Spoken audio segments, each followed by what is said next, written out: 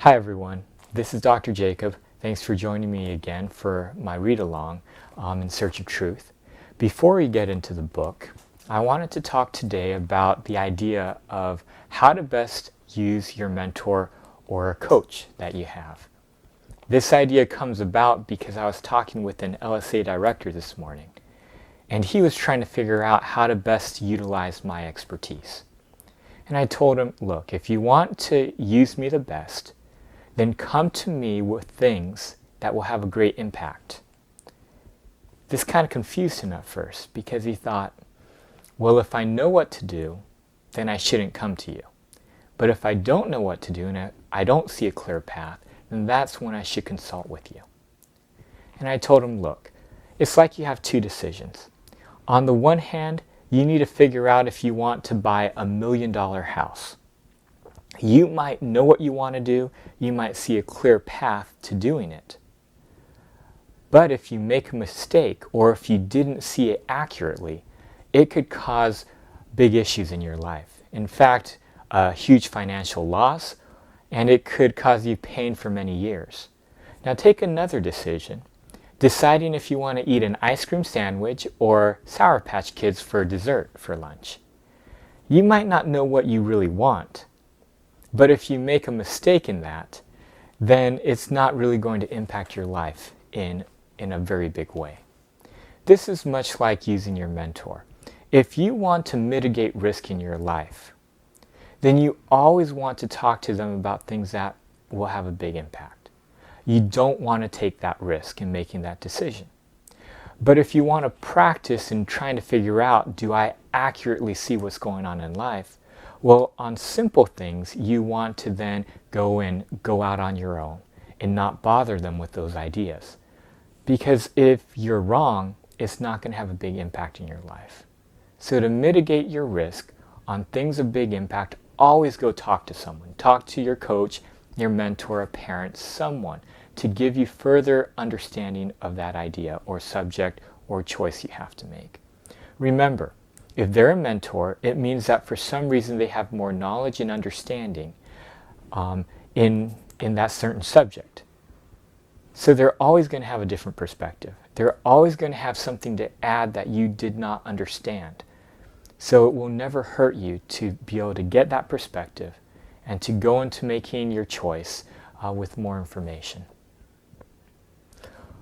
In moving on to the book, so last week we read the first paragraph of the author's note, and we will begin this week with the second paragraph. The dilemma with the purpose of life always comes down to sustainability. Everyone wants to be happy, but we want to be happy forever. Being happy for one moment is not good enough if you are miserable the rest of your life. Thus the purpose becomes, how do you obtain happiness and keep it? This idea actually came to me at a very young age. I remember a very distinct memory of a trip going to Disneyland with my family and some friends. It was a trip that I had anticipated for a long time. I was excited about it. And during the trip, it was amazing. It was a great experience. I was so happy. But I found as the trip moved on and neared its end, I started to get worried and stressed. The reason being is the trip was going to be over. And then I would have to go back to my regular life. And the idea that came to me was, why does this even matter if it's so quick and fleeting? And then I got to go back to my life that I'm not really that happy about. And after trip and trip of this happening, I started to realize that even the trips were not fun because they were for such a short amount of time. And the rest of my life I wasn't really the happiest with.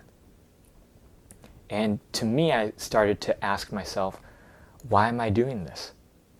There must be a better way where I can be happy more of my life, not just these 1 week trips at a time, maybe a couple times a year. And so this is where this thought really started coming in. And moving on. Well, to do this, to ensure your happiness, you have to ensure fear, stress, and worry will never occur.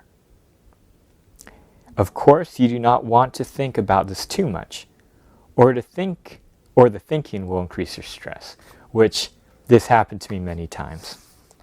Therefore, you must find a dominant answer, a simple answer, one that's clear.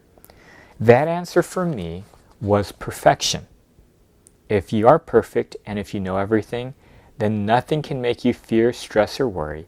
In other words, you would be a god. When I was younger, you can tell I was kind of really taken by this notion of being able to be perfect, being a god, being someone who knew everything. To me, it was the only solution for my issues, is I needed to have more understanding. Perfection, in my mind, equates to efficiency, productivity, success, understanding, and happiness. Someone who knows everything will understand why everything works. The more someone understands, the better they will perform.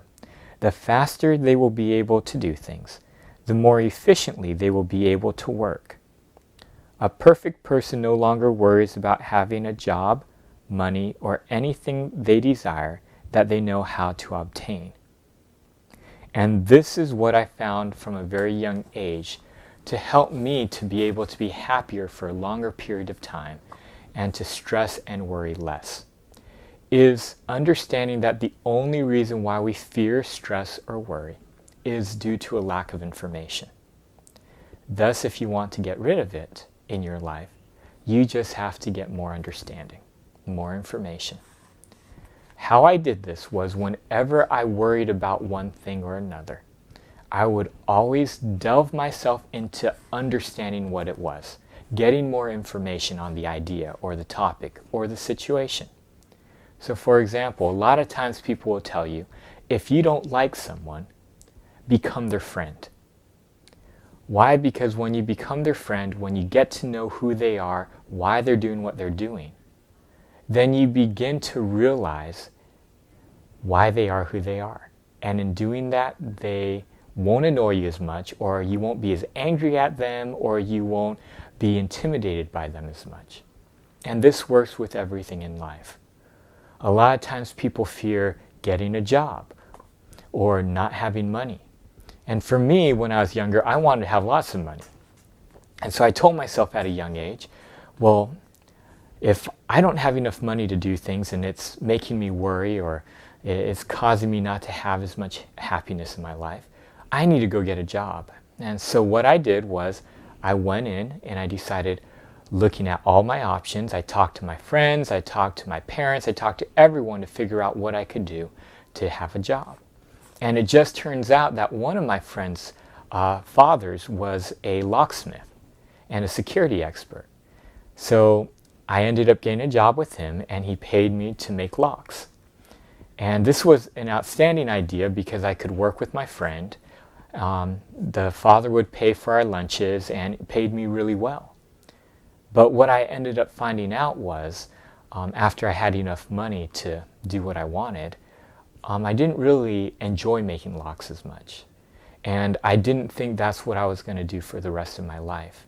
And so it allowed me to move on, and eventually I started working with my father. But in doing something, in going out and getting the information and seeing how things work, it allowed me to be able to overcome my fear and worry, and allowed me to gain more understanding about myself and about where I wanted to go in life and what would make me happy.